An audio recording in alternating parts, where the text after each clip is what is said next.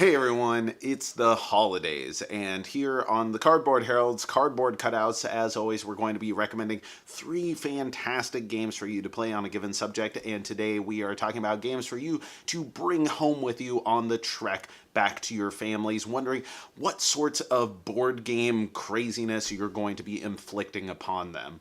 And this is a subject near and dear to my hearts because I don't live in the same city as most of my family, so when we go back home for a visit, we're typically bringing some games, and we are looking for certain types of things in those games. We want something that 1 is easy to travel with, 2 is quick playing, and 3 is easy to learn. Because if you're anything like me, your family likes playing games, but they're not actually that much of hardcore gamers. In fact, they may only be playing games when they are playing games with you. You are sort of like the board game auteur, bringing something vibrant and fun and fresh into their lives, but they're not going to be playing it again until next time when you bring it next year. So let's get to our recommendation for 3 fantastic games that you can bring home to your family for the holidays.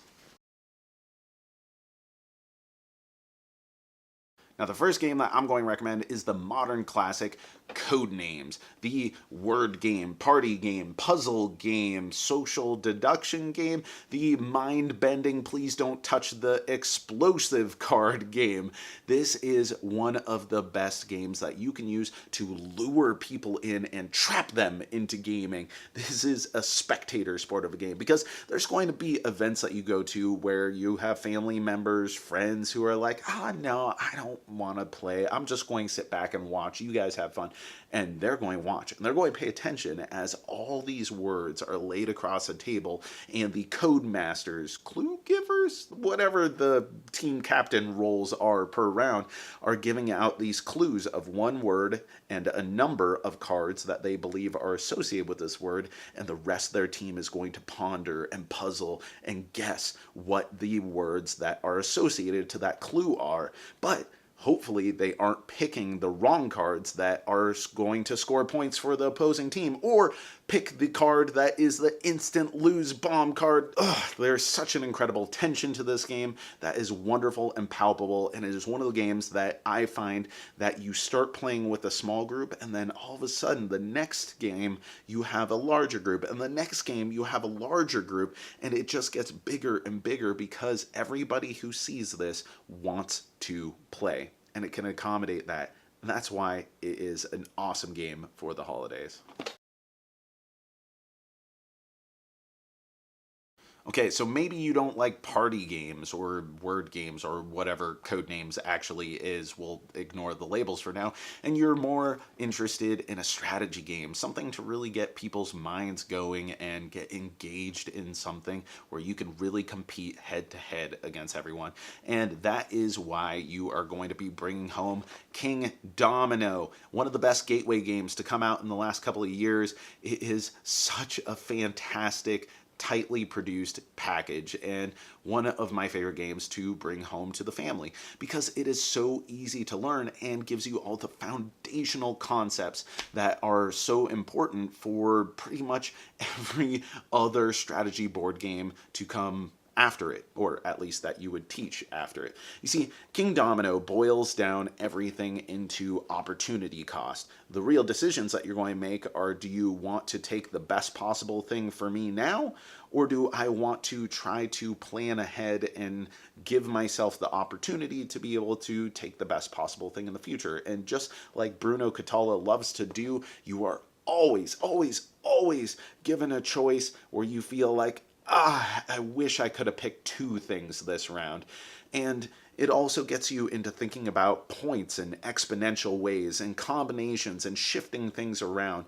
It looks beautiful and vibrant on a table. It's inviting. It takes about 5 minutes to teach and 15 minutes to play. It's a game that's easily repeatable, but can also be snuck in between dinner and dessert. It's a game that you can teach your grandma. It's a game that you could probably teach your cat, but it still feels really satisfying. And I've had a ton of fun fun playing this with hardcore gamers, and I've had a ton of fun playing it with people who have never gamed before.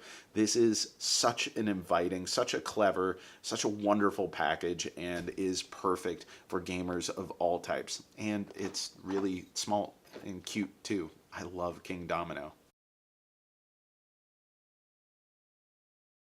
But then again, you may be a little bit sadistic, like me, and you want to introduce your family to new experiences and get them feeling a little bit uncomfortable because they've been living too long in their box. And their box is Candyland and Clue and Scrabble and all these board games that they think of as board games. And then, yeah, you have all of your board games, which are cool too, but they probably haven't played dexterity games. And if they have, then they know how cool Catacombs is. And Catacombs Conquest is the small box edition in the Catacombs line that is just a really tight playing team game for 2 to 4 players, playing cards from your hand, which all indicate what you're going to resolve for the turn, and it incorporates all of the highs and lows of successes and failures that are wonderful and hilarious and tragic in a dexterity game, and it really showcases some of the really incredible and sophisticated things that you can represent in a dexterity game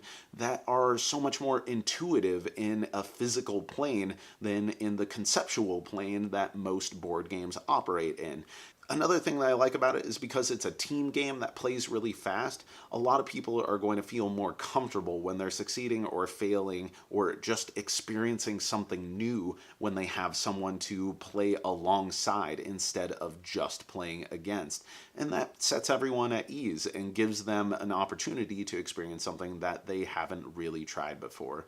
So even if you are a dexterity master who has been playing with your family forever in Crokinole and Catacombs even, or any number of dexterity games, or it is a brand new concept, if you have any interest in games that are just really good games and dexterity games, and not just good games in spite of them being dexterity games, then I think Catacombs Conquest is an excellent package to bring home to the family.